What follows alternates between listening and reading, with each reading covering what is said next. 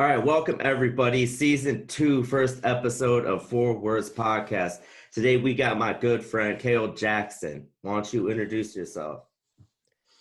Hey, how's it going? I'm Kael Jackson. We've known each other for a while, but it's been a while since we spoke, so I'm really excited to get into this today. Oh yeah, you're a singer-songwriter from South Carolina, correct? That's where I'm currently living, yes. And is that where you grew up? No, actually. So I came from a military family, so I've lived a lot of places. But my family's from Texas, so I guess I got some Texas blood in me. But North Carolina is where I spent most of my time. So yeah, kind of Carolina by Texas, I guess. Hell yeah. So just so everyone knows, we went to school together down in Full Sail University, and we didn't really know each other till towards the end, and we were in a A&R class. He was talking about, like, the professor was talking about avant-garde, and we kind of looked at his list, and we kind of had a lot of the same people. We were like, they don't belong there, and we're like, we think they should, and we were getting into debates with the teacher. It was a lot of fun, but I think that's what sparked off kind of our friendship, is like kind of we do different styles of music, but we had a lot of kind of similar tastes, and like artists a lot of people don't really even talk about, like, especially coming from different genres like we do. Definitely. And then you were in a band, and then you went solo, but you're back in a band now. Were you kind of solo just till you were seeking out another full band? Yeah, so I've been playing in bands since as long as I can remember, I guess about 14 or 15 or so. A lot of punk rock bands, things like that. And I guess the bands just kept, failing from egos and whatever, like bands usually do. And Yep. well, I was always the songwriter in every band I was in. So I was like, well, I'm just going to go solo and maybe find a backing band and just kind of keep plugging. And luckily I found a group of people now that I kind of get along with pretty well. And so now it's Kael Jackson and the Third Eye Paradigm is the new project, but it's still me. I'm still writing the songs, and now I'm just getting a little more influence from other people. So it's been cool. Where did you guys come up with that name? So actually, the current drummer, Brad, his girlfriend came up with the name because we were trying to come up with something, and we have a kind of a big psychedelic angle to what we do. But, that she had come up with this idea. She's really into a lot of, spiritual stuff and kind of into that whole angle. So it just kind of came to her one day, and then he brought it to us, and we were like, yeah, that's fucking cool. Let's use it. Nice. Hell yeah. Yeah, I remember too, when I heard your song, because when I kind of like met you and got to know you, you had Overthinking. Mm. You had that as like your single, and man, like I just connected with it so good. Like I love that song. That was Thank my you. jam, because I'm an overthinker. I was way worse before. I'm not as bad these days, but that song, like, really, really, that was like my anthem for a while, man. Like, and then Thank you. we had the open jam Thursdays or whatever that was we were doing. Oh yeah. They ended up keeping that around though. So yeah, we started hosting that, and then kind of getting it going a little bit, but we weren't getting the pay we were promised, or even the drinks. Like, ended up being like, you can have two free. I don't know what it was, but it wasn't what we signed up for. We weren't getting the free booze and money we were hoping for, so we had to Right. bail. And then they ended up keeping that around for a long time after we quit it. Like, same Yeah. flyer and everything. That place was wild though. It's kind Oh of a yeah, the corporate. yeah, kind of a lawless land over there. Oh, Um, definitely. yeah. So when did you start? So we'll start with back in the day. Like, what got you into music when you were young, like real young? So I'd always been kind of a fan of music, but I had tried playing guitar several times and just couldn't figure it out. And it was just something to me that just seemed impossible. And I tried piano lessons and all these other things, and it just didn't click. And I think what made me get into it was I got really into punk rock about the time I was 13, 14. Really spoke to me, and finding this music that really wasn't technically proficient was pretty inspiring to me, and made me feel like, okay, I could maybe do that. If I could figure out a power chord, I can do the rest, you know? And so really especially hearing Never Mind the Bollocks, Here's the Sex Pistols for the first time was huge for me, and was like, this is everything I want. It's angry, it's anti-establishment, it's, you know, it's easy to play. And so I just started listening to that record and some of the earlier Ramones records pretty religiously, and just got a terrible beat up old guitar that the action was all messed up on and hurt my hands to play. But I just started playing it every single day, and, you know, turned into my thing. You know, I didn't play sports, I didn't have any other outlets, so that was kind of my thing. And, you know, I took some lessons here and there, but I'm mostly self-taught. So kind of just playing along to records was really what started me on my journey, more or less. Nice. Yeah, I remember you were always playing. You would do some covers, but you did a lot of originals too. But those covers, there's some old stuff, man. Like, Yeah, it's cool to see younger people get into stuff like that, especially get inspired with it, and just definitely. kind of the way you formed your own style too, like um, just out of everything that you were influenced by. Um, and so, when did you decide to take it serious, like as creating your own music and making the whole Kael Jackson experience? So I think for me, pretty much as soon as I started playing and got to where I could play a few songs, I was hooked, and I wanted that to be my thing. And I think for me, it was, I guess, really the first experience I had. I had formed a couple of bands, but it didn't really go anywhere or do much. And when I was 14, after months of begging my dad, he finally drove me to this local bar in Fayetteville, North Carolina, that had an open jam where you could just play your guitar and this really good backing band who could play anything. They were just a cover band, more or less. And I played one original and two covers, probably not very well, but just being able to play really loud, not having anyone tell me to turn down, and just play whatever I wanted was like, okay, this is what I want to do. That sounds awesome. You were 13 with an original playing in front of people.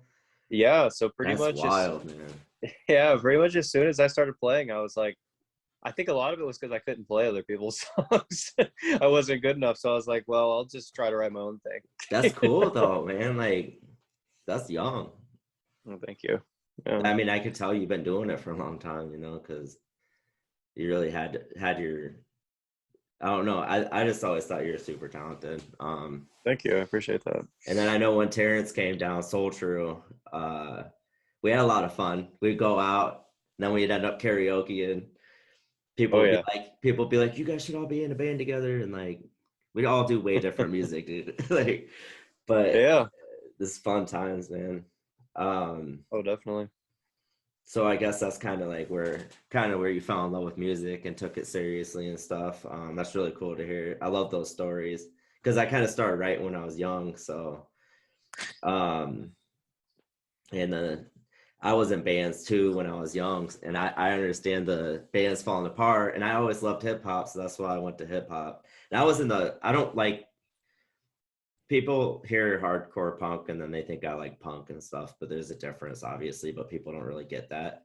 I don't Oh really yeah, like, yeah, I don't like punk too much. I mean, I'm not hating on it at all, but I like yeah. I some of it. remember you always wearing your Gorilla Biscuit shirt, man. Yeah. I was like, this guy's cool. Yeah, I know that was always cool to, like, down there, more people recognized it than around here, but like, it was cool to when you meet somebody that's like, nice shirt, you know, and I'm like, hell yeah, like, I got love for, that's like one of my favorite bands ever. I got the Kael Oh, Jackson there we shirt on. go. Very cool. Thank you. Yeah, gotta rock it. It actually got delivered to the wrong house too. Oh yeah. Yeah, somebody texted me and they were like, "Hey, were you waiting on a shirt?" And yeah, As a matter of fact, I was. Yeah, and they dropped it off. So Full Sail. Yeah, Did you go for music business or entertainment? I can't remember. music business. Okay, so I just was curious of what's the biggest thing you took out of the actual education part of it? So a few things. One is work ethic. I would say I always, because when I was in high school and all these other things, and still sort of this way, I was always really lazy on anything that didn't have to do with music. And yeah, Mhm. I Yeah, think a lot of people that went to Full Sail could agree with that. And when I went to Full Sail, I that was like the first time I did really, really well in school and loved every class I had. same. And I think what it taught me, and probably what it taught you and a lot of other people there, is it kind of made me realize that I do have work ethic when it's something I give a shit about. And, that you can make things happen for yourself. You can, achieve things if you actually care about what you're doing. And anytime I ran into somebody who wasn't doing well in Full Sail or had dropped out of Full Sail or anything, it was just that they just weren't passionate about what they were doing. And, sometimes you have to go and try things to figure out you don't like it. But there was one class, I forget which one it was exactly. It was all kind of a blur in some ways because the classes are so short. But there was one class where we did an assignment where it was called, fuel your obsession. And just hearing that phrase was like, oh, okay, that's me. Like, that's what Yeah, I do. When I get into something, I'm full board into it. And so it taught me the work ethic part of it for sure. I would say probably the other thing it taught me is that there's a lot of different ways to go about this whole music career, and there's a lot of different areas in it. It's not just playing music. There's so many other aspects and avenues you can go down. There's a lot of other classes that I took that I don't know if you took an entertainment business or not, but some of the music business class, or you miss music or entertainment? I can't I was remember. music business bachelor's and I did entertainment business for master's. That's right. Okay, I remember that now. So, there's a lot of classes we took that were music classes. Like one of my favorites was the music supervision class. I thought that was Yeah, really good. And seeing like, oh, there's jobs where you listen to music all day that aren't playing music. Like that's awesome. yeah, And so I think just seeing that and seeing that, there's a lot of different avenues for it, and there's still a huge appreciation for the DIY kind of aspect of music, and I saw very successful people doing that. yeah. That was inspiring, especially coming from a punk rock background of, going against the system and going against the grain, that you can make a career doing that now. And that opened my eyes to that. And so those are probably the two biggest things I took away from it. Nice. Yeah, speaking of people like dropping out, it was maybe month two. Um, I was out talking to my friend. He came up. Um, well, he came up because like this girl was like really good looking. So anytime I was by her, people always come up and try to like hit on her and stuff. But There wasn't a lot of girls at Full Sail, so yeah, from everywhere. Yeah, like all different countries. But yeah, so she'd always just kind of like get their attention to me, and then I'd start talking about the music stuff I do because she didn't want to talk to him.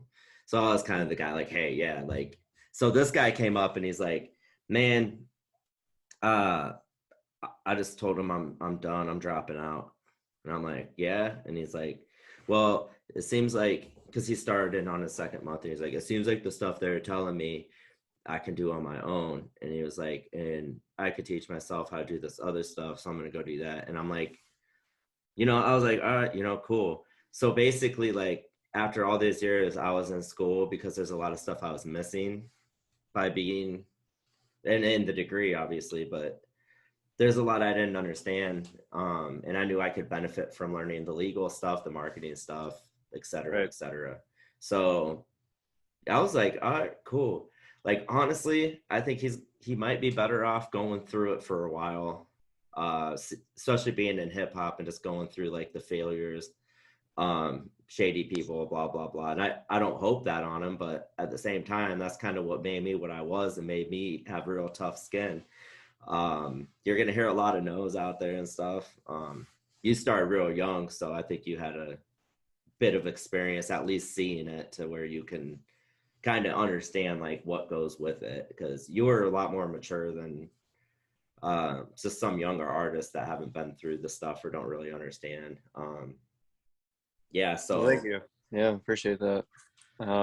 Yeah, definitely. I think I was really fortunate to have not only done the music thing for a little while and to have been making money as a musician. While it wasn't a lot, it was something.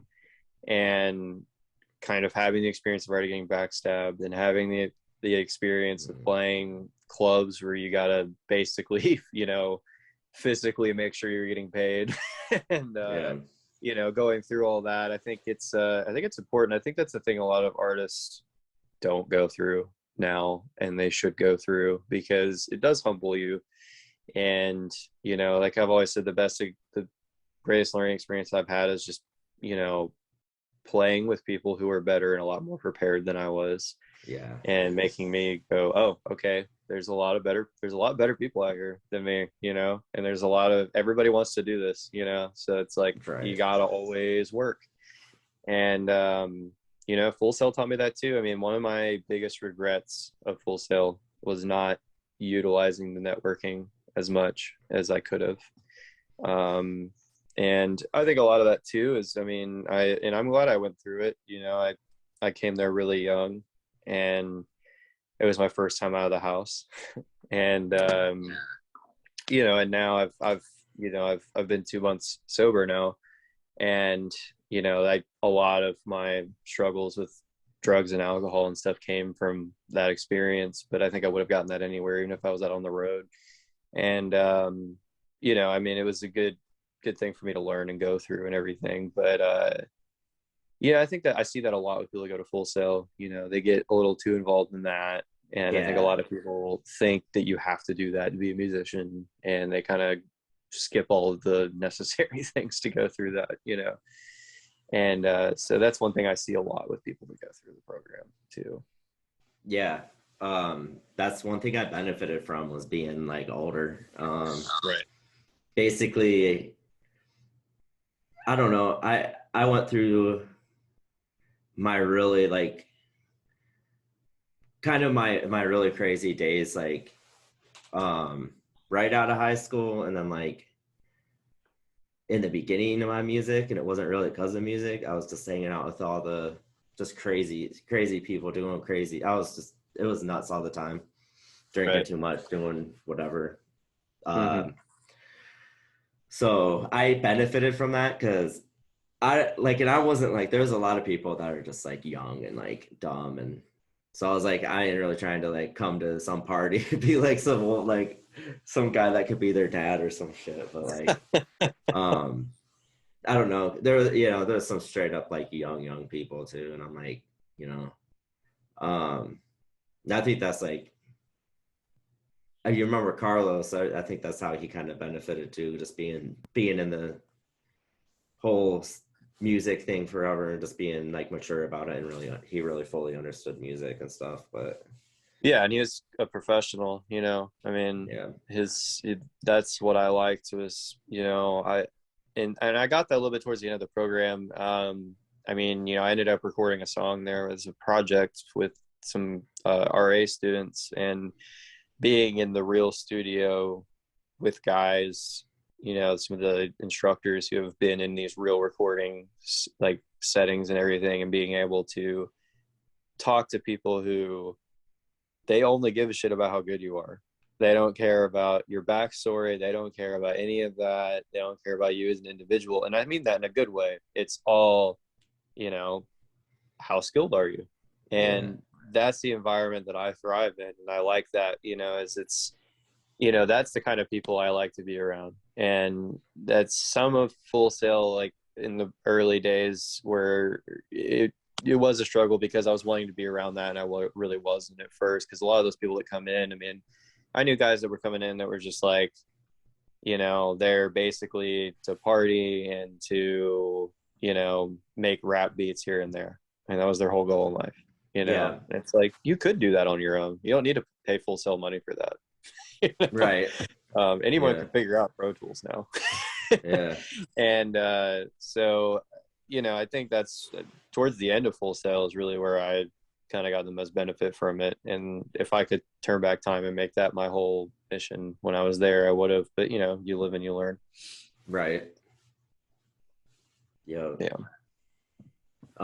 That's what I always like to do, is surround myself with like really talented people, like the ones I actually Mhm. work with. Because I think, like in my group, the takeover, I would see there's things I thought controversy was better at. There's things I thought NDK was better at, but we'd always push each other to do better. Have that criticism, Mm-hmm. It's and important. I know, yeah. So in South Carolina, so what's the music scene actually like? So it's different. There's things I like, things I don't like. But I would say it's so there's a huge rap scene here, and it's there's some really good rappers coming out of Charleston, and it's a pretty cool scene. It's not, I would say the rap scene here is very like with a lot of conscious lyrics, a lot of, you know, more mellow, you know, that kind of like kind of an artsier kind of rap scene, which is kind of cool. They play, a lot of rappers will have a full band behind them, which I like. um the rock scene is very much focused on the indie rock side. So we've had a little bit of a struggle going into that because we're kind of heavier than a lot of bands here. So it's kind of an odd scene too, because this is a huge tourist town. Yeah. That's where we make all of our money, is tourism, and people come here for the beaches and the historical tours, things like that. So ton of cover bands. So it's very hard to kind of break through that scene. Sometimes I kind of have to play in that world a little bit. We'll have to play 3-hour sets and do covers if we have to. But that's kind of been a big realization I've had recently, is kind of breaking away from that and not being known as a cover artist. I don't want to be known as a cover artist. No disrespect to cover artists. I think there's some very talented cover bands out there and I respect them. But you know, so it's been kind of an interesting time to kind of find who I really am musically and just project that. And we've made a real effort for the image and the artwork and everything to kind of go more towards that realm. So, you know, it's an interesting scene, but it's cool. It's welcoming. I mean, all the people are pretty cool for the most part that I've met. You know, a lot of collaborations go on here. There's some good studios out here, so it's a pretty cool scene overall.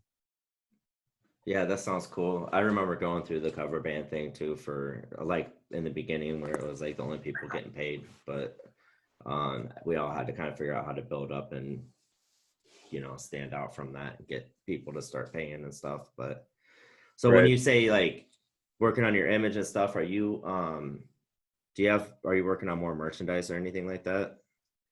Yeah. So we just basically, I feel like it's funny. The music didn't change a whole lot, but it did in a sense. But having the new band name really kind of changed a lot, and it kind of gave us more of a focus and more of we have a new color now and a new look and a new vibe.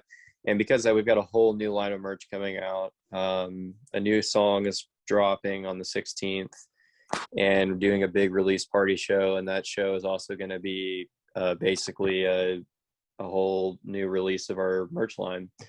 So, you know, kind of I watched this really cool video about Jack White, you know, from the White Stripes, and how every project he does is associated with a certain color. And it kind of takes the whole vibe of that. So now we've started doing that, and it's changed with the merch and the whole how people see us as a band and everything. So yeah, it's kind of changed everything really. Nice. Um, and then what kind of like what content do you write about? Like what's the whole like vibe of, I know you said like psychedelic, but what would you like describe the music and kind of like what you write about? So it differs from song to song, but I would say the overall vibe is it's gotten a lot. I would say we're more on the darker psychedelic side, so more on the Jim Morrison kind of side of things rather than the Grateful Dead side of things. Mm-hmm. And so it's a lot of it's just a lot of the human experience and kind of all of its realms, you know. I'm really focused as a songwriter on kind of capturing all the human emotions and all the facets of the brain, you know, and a lot of it goes on the darker side of things for sure. But I would say really it's like I just try to capture everything that I feel and everything I see into songs. So I'm a huge fan of country music, even though I'm not a country artist. And I like the older country, so a lot of Waylon Jennings, Willie Nelson, things like that, just because of how raw the human emotion is in those songs. And so a lot of that goes into it. It's kind of a, I've been looking for ways to describe it, you know, because I have so many influences and I don't want to not include them all, you know. But a huge difference too is in the band now. My girlfriend who's in the band is a keyboard player, so having keyboards in the music has changed it a lot. And so now we kind of have this, you know, psychedelic meets kind of a goth rock thing meets kind of Nice. a southern twist, you know. So yeah, so that's kind of the vibe we're going for, I guess, in a way. Yeah, that's really cool.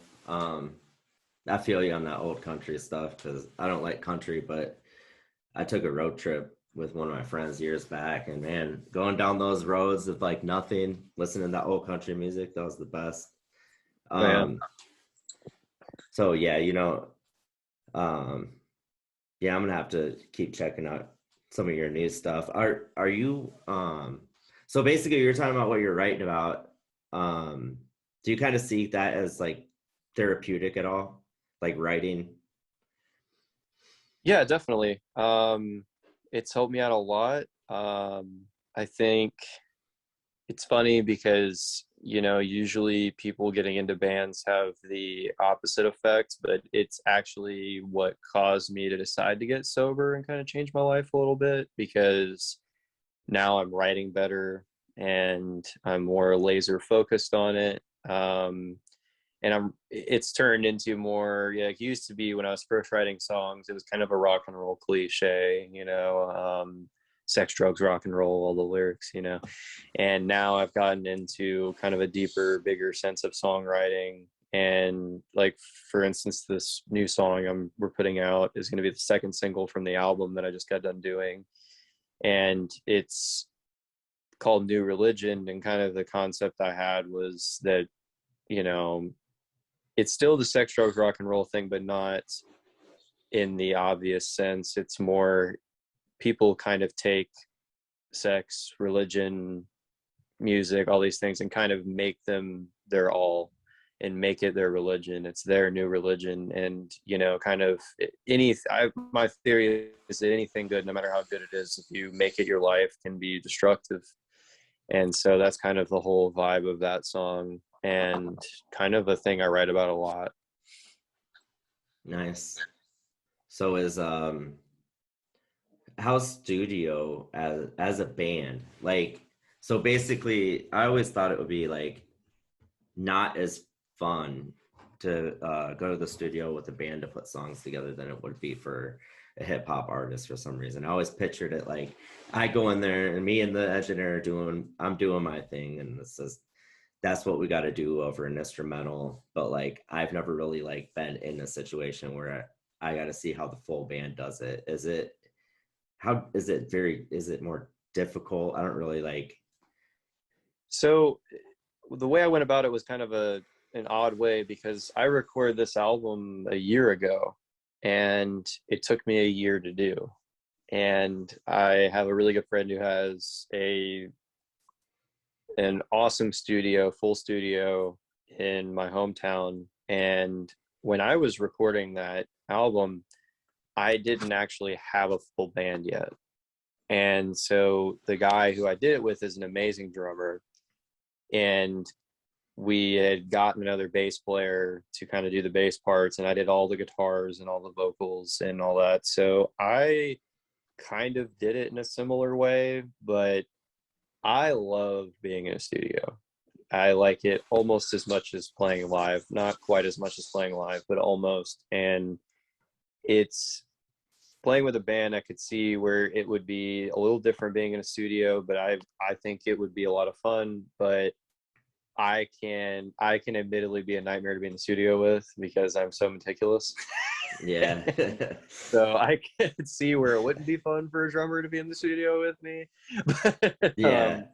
So but because of that, I love it. I mean, I love seeing where a small idea becomes a big idea. And it can be very frustrating at times. I mean, we had nights where, like for this new song, for example, just this one song, we had a 20-hour session where we didn't stop for 20 hours straight. No. And Yeah, that sounds frustrating. it is frustrating, but I wouldn't have it any other way. You know, I love doing that, you know, and so that's why when I go into the studio, I work out a deal, and this is just the way I record, is I find a producer I really like, which I have this guy I like, and when we work it out, I don't pay for hours. I'll pay for, this is what I want to pay for the whole album, and I just want to record for as long as we can until it's right. Now, there's some songs that will get done in 2 hours. Yeah. You know, I mean, it really just depends on the song. But there's some times where there's just so many ideas going on and so many different things going on that it takes a while to do. But that's, the albums that I love are recorded that way. And this album, I went into it thinking like, this is my Dark Side of the Moon. And Pink Floyd took a year to do that album. And Yeah. you can tell by listening to it. So that's kind of the thought process I had going into it. So to me, there were brief moments where it was frustrating, but overall it wasn't, because I had that vision from the beginning. I was never that, like, I should have been maybe more picky about how some of my stuff turned out, but I think I had a lot of fun in the studio. But there were days that I'd be yelling, like, you know, freaking out. He'd just delete something I did. Like, you could do it better, you know. Honestly, he could have done that on more of the stuff, because there are times I was like, I don't really like it. I'll re-record it some other time, and I wouldn't, and it would be like, okay, not great. You know, I wasn't as much so like that, because I wanted to make my writing best. Like, and I had a terrible flow in the beginning, kind of picked it up a little bit. Right. I didn't really know, like I said, I didn't really know other rappers when I started rapping. And so I didn't really know what to do, and I just kind of like went with it, you know. Yeah, I can understand that. I mean, the first EP I ever did, when my band in high school did one with the same guy actually, and I went into it like that too. I didn't know any other bands, so I didn't know what you do in a studio, and we recorded the entire thing in like 5 hours, and the whole thing was done. And Wow. it was just mixing from there. But listening to that compared to what I'm putting out now, you can tell the difference. Yeah, same. Yeah, really, like my flow back then is so different too. I just did an interview with the first guy I ever hit the studio with, MCAK. He interviewed me on his podcast, and we were talking about like my first studio session with him. That was the first time I ever was around like people that were actually doing like rapping and actually being in an actual studio for the first time. And I had no idea what the song was called or anything. He found it and emailed it to me. But even then, like I had this flow, like there's a very like particular flow I had. It was not like, my flow wasn't good for a long time, Right. but it was really bad in the beginning. And it's just funny to hear the way I like say things and end lines and everything. But it takes work, you know. I was happy where I ended up at with it. I mean, I do stuff here and there. I just recorded first for someone's album and stuff, but you know, That's cool. I don't do it full time as that, you know. So is So there, no, go ahead. I was going to ask you a question actually. Yeah. So, because I don't get to, I mean, I have friends that are rappers and stuff, and I'll, you know, talk to them every once in a while kind of thing. But I've always been curious, how does a rapper find their flow? Because it's such a unique, interesting thing to the individual that everybody has their own. I'm just curious how you found that. A lot of people that worked closely with me, like actually, yeah, a lot of people notice that like mine's not like anyone else's. I don't really know how I found it because it's like I know my influences were West Coast hip hop, and Okay. so I know I had a lot of that in me. And that's like West Coast, like Tupac, but like everyone else, like Spice One and like just NWA, like anyone you can think of. I listen to West Coast like everybody pretty much, Yeah, like for all the sure. artists. Same here. Yeah. So it's like I kind of knew.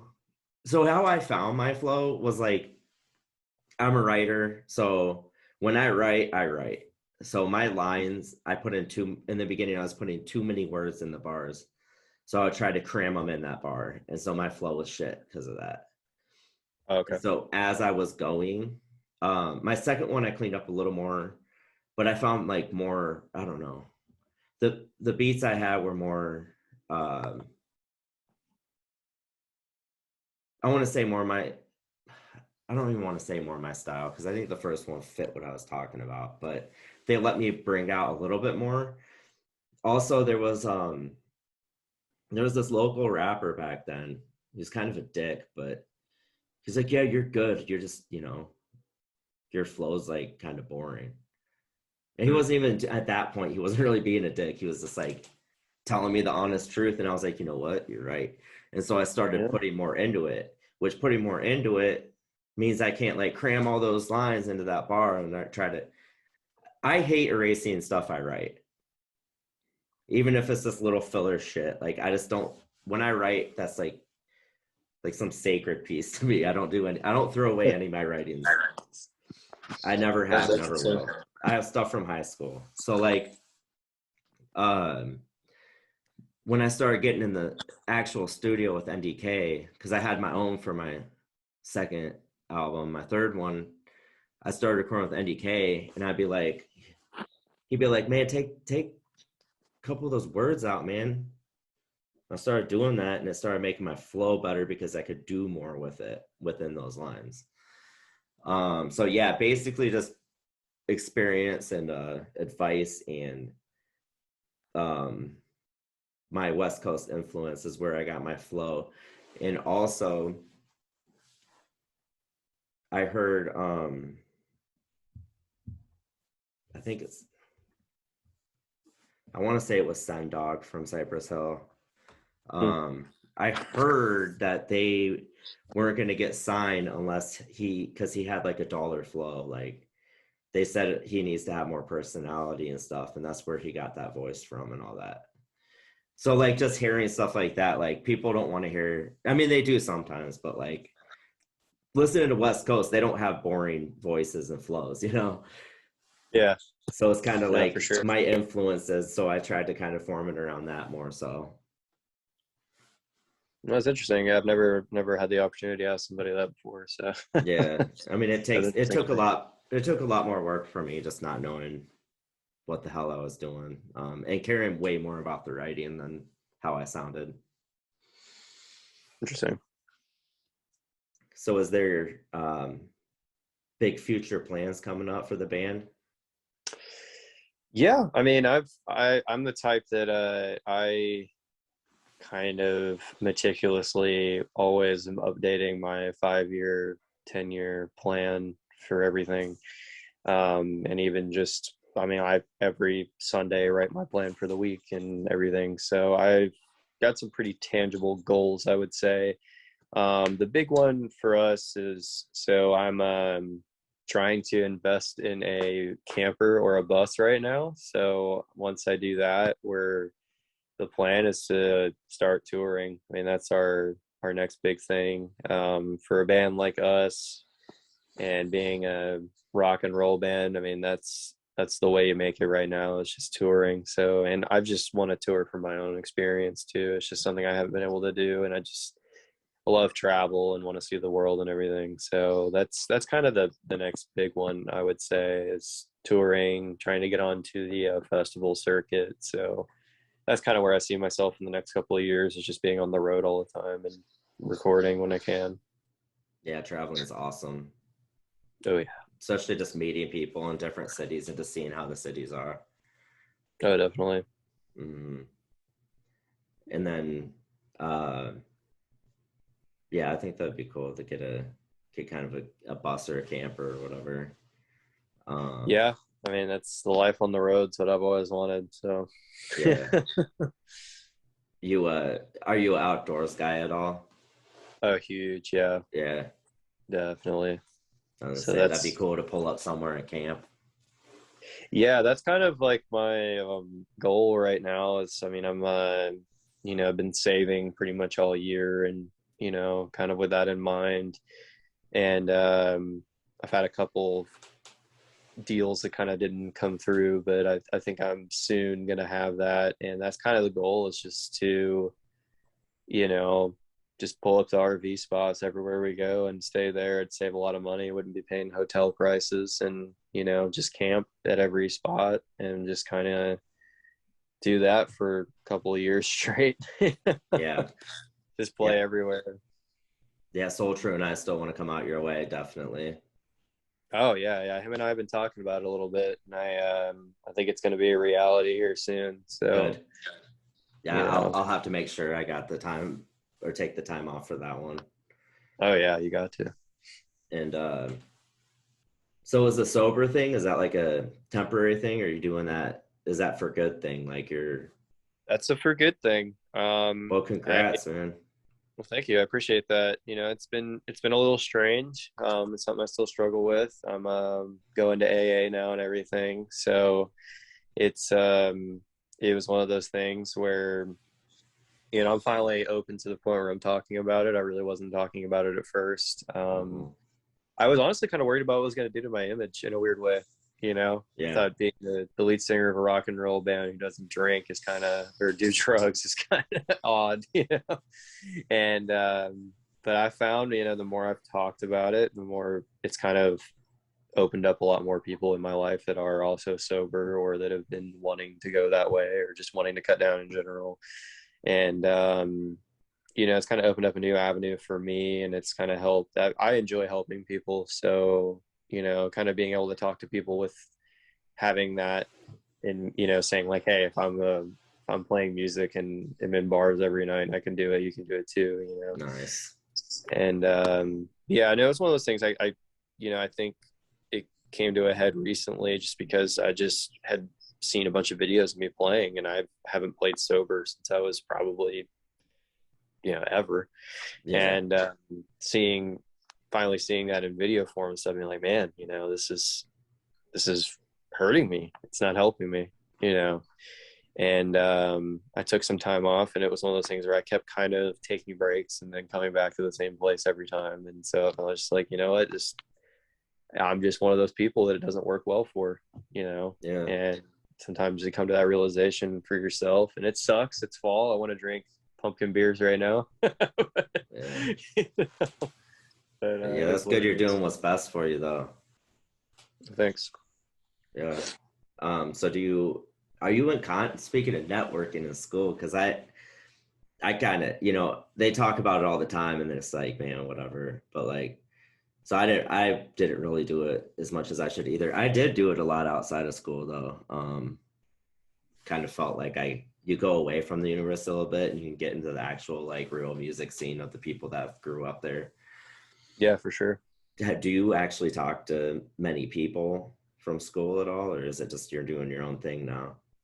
Um, Here and there. I mean, it's one of those, it's kind of funny. A lot of the people that I was closest to are not really doing music anymore. And so because of that, I mean, as much as I wish them well and think they're cool people or whatever, I don't really have much to talk to them about anymore. And, I hate to say it, but you know how it is when you're on one journey and you have one goal in your mind. It's Mhm. kind of hard to relate to people outside of that sometimes. It is. And, it's not that I have any problem with anybody, but, I I still have, I'm Facebook friends with a lot of those people and follow them on Instagram and stuff, and we kind of like each other's stuff and show support and things like that. But no, I really don't have as much contact as I would like to. Um, I think it's something that I might kind of try to make an effort to kind of make that more of a part of my life. And I think I made some good connections to the point where if I do come through Orlando, I know people there, and I've got some of those connections with people I used to play music with or things like that. So I definitely made some connections. I really wish that I would have done more of that while I was there, but I don't think it's impossible to kind of rekindle some of those. Yeah. And how about you? How much have you kept in touch with a lot of those people? Well, I'm kind of in the same boat as you because most of my good friends now are from music. Um, Right. it's like a different kind of bond, I think. Especially when you're that passionate, like us, like it'll always be in our lives, Yeah. It's just different, and and I think that's why me and you got so close. We're different. Mm. We're both like super passionate about it. Being from different genres and everything, but we have like so many common interests with like what we consider real music and stuff and why and all that shit. I It's kind of the same with me. Um, it's kind of like the Facebook and Instagram, and we'll like each other's stuff. I talked to Maria still, and Oh, nice. How's she doing? she's good. Cool. Yeah, just still, doing different things here and there. Nice. Um, Good for her. every now and then I talk to like Carrie and like, um, there's not really though. I mean, I don't really talk to a lot of people like that. And it like you said, it's not personal. It's just, and then we all move away and we have our own things. Everyone's trying to make it, or uh COVID too. Like if I got out and traveled, I might get a hold of, some of the people. But Yeah, that's kind of how it has been for me too. I mean, that's kind of the unique thing that we had about Full Sail is that I'm sure you felt too is everybody's from somewhere else. yeah. Like it's not like we all went to our state college, down the street or an Yeah. hour away from home, and we're all from the same area. I mean, literally nobody was from the area. I mean, I knew a few people that were from Orlando that were there. That was about it. Yeah. Everywhere else is, I mean, from all over the place, different countries, different West Coast, East Coast, whatever, and which was cool. I love that about Full Sail, but Hmm. because of that, it was really hard to kind of keep in contact. I mean, even with us, I mean, we check in with each other, but I mean, we're so far away, that it's hard to keep that going sometimes when you're all Yeah. busy with your own life. Well, and that's the other thing too with like the pandemic. We were planning on coming out your way like way before, We had Yeah. like we started planning, traveling and tours and stuff, but yeah, just like everyone else, we all had to put a stop to it for a minute, and then um you know, it looks like hopefully things are gonna get back to normal soon. We'll be doing more, and I'll be putting on my own shows too. So if Oh, you very ever want cool. to, if you ever want to head out this way, we're gonna be putting on some stuff. So Yeah, that'd be cool. I mean, I haven't even really been to your area of America very much, yeah, so it'd be interesting. Yeah, I guess that was another question I had was how's are you still managing Soul True or how's that going? yeah, Okay, cool. Any plans on that or anything yeah, should know about? yeah. So basically, we're doing what we want to do, like our big thing we want to do each year, and it's been happening. And a lot of it's like a step by step. So I don't think a lot of people really realize how many steps there are in the music. Oh Um, yeah. you have to do this to do this, and then do that to do this, and then um, so basically, before the pandemic, he wanted to tour more. He was touring, and then he wanted to do the mental health awareness. So I ended up building up that relationship with NAMI and partnering with them. Okay, We're gonna cool. we're gonna do a lot more with them. Um, and so we got that, and then we got he wanted to do more festivals and shit. Here he is, he's doing bigger festivals. Um, so we're on track with what we want to do. Also, um, the other thing we want to do is get him a publisher. We got a publishing deal. It's not huge, but they do have stuff like on Chicago Fire and like different types of bigger shows. But they're newer, but the guys running it came from like bigger ones, so they took like kind of their experience and their resumes over and their connections. So I don't think that's been publicly announced on exactly like, you know, I can't say who it is right now, which is crazy though, because I was looking, obviously I did all the contracts for him and like, you know, went over all that, did that. But what's crazy is when I looked into him, the catalog manager or whatever was a professor from Full Sail. Oh wow. Yeah. Small world. And I remembered him. I didn't have him, but I've met him and I remember him, and like we would say what's up and talk and shit. So as soon as I saw that, I messaged him and I was like, hey, Soul True's with you guys now. And he's like, I haven't seen it yet because it's like brand new. So like maybe I got a little in for that, you know, to push him up the catalog a little bit, you know, hopefully. So that's kind of the step with that though, you know, we kind of go with that and then see. The label's been doing good with him too, so that's been cool. They're actually been, he went to Kansas, or did he? Yeah, I think he went to Kansas City. He just went to do a festival in Lincoln. And then he's doing one with another label mate in Iowa City, which is where I'm at. So I actually going there on Wednesday. Cool. And then obviously the next step is like get a booking agent, you know. So it's like we're getting there, like bit by bit, you know. Yeah, we're working on a lot of the same things, so I know the struggle. Yeah, I mean, it all pays off. Like if you have you have to have so much patience, you have to have tough skin, and I just think that's where a lot of people fall short. And people want to jump in and they want to get paid right away, and I'm like right away, and I'm like, look, so it doesn't really work like that. The shows I've been putting on before, obviously, even if they're benefits, I try to find ways to get the artist paid if they want. Otherwise, they'll donate it back into the cause. Obviously, I'm not paying them with the donated money. You're like, right? Yeah. I don't really do the money. I don't really do the money thing though a lot, unless it's like NAMI. But like otherwise, I do like hunger drives. And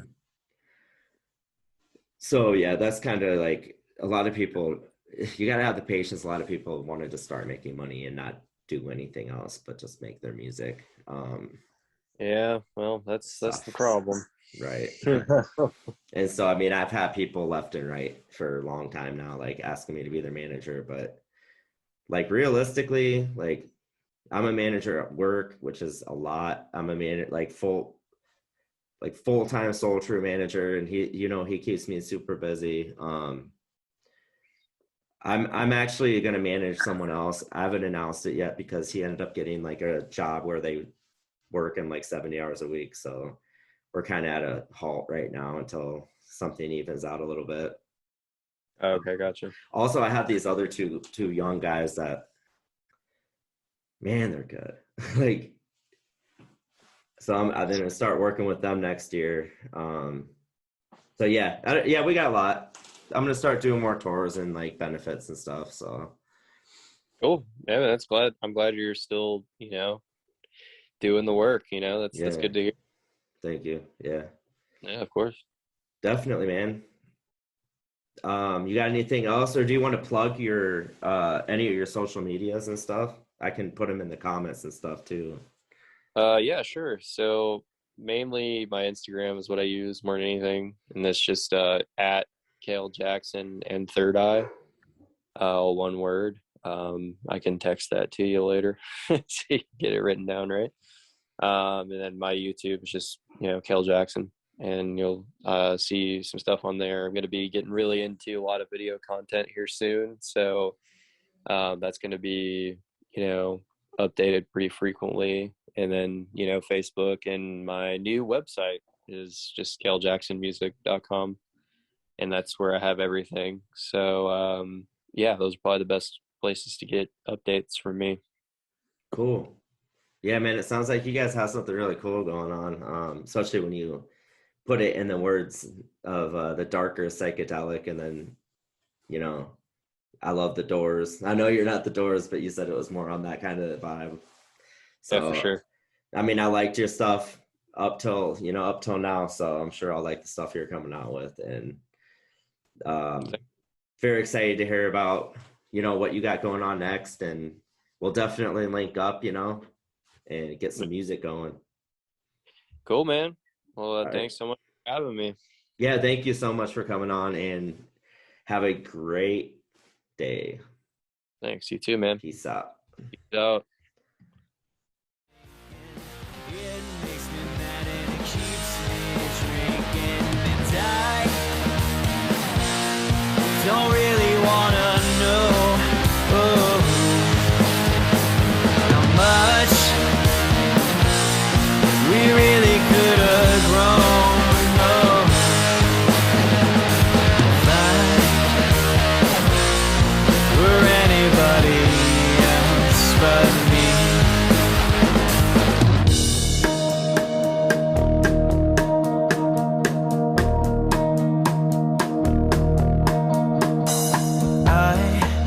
Get acquainted and sane with my own brain, and I know I'm not the only one there is to blame, but my heart and my mind got a different idea, but I'll hold and I'll keep the memory